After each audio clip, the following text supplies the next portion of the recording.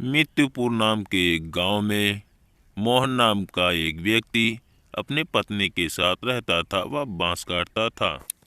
मोहन जंगल में जाता था और बांस काटकर उसे ले जाकर बाजार में बेचा करता था।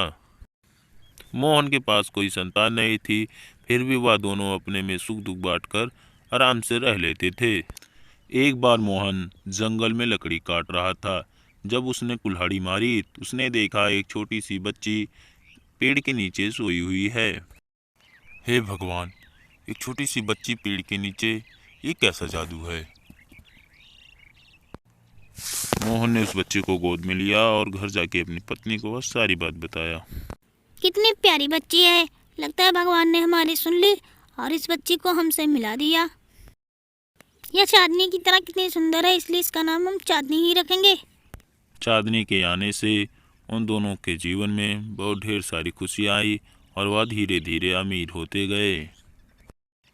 समय के साथ साथ चांदनी बड़ी होती गई। एक दिन मोहन ने अपनी पत्नी से कहा, अब हमें अपने बिटिया के लिए कोई अच्छा सा रिश्ता ढूंढना पड़ेगा। अब बिटिया भी सयान हो गई है, उसकी शादी भी कर।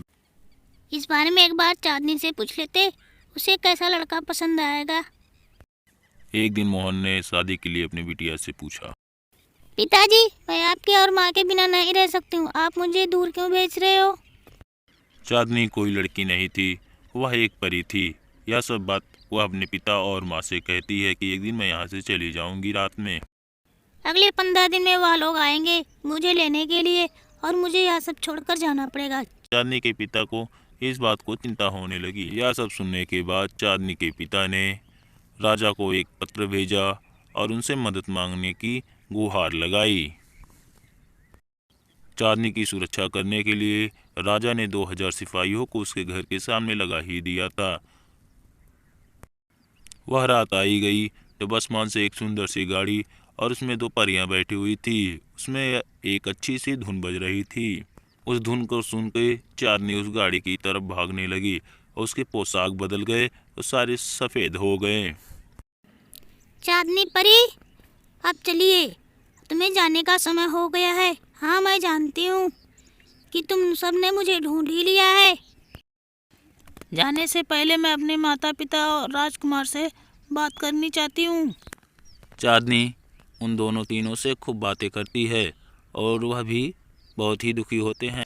चांदनी बेटा, मैं कुछ समझा नहीं, यह सब क्या है, मुझे कुछ समझ में नहीं आया।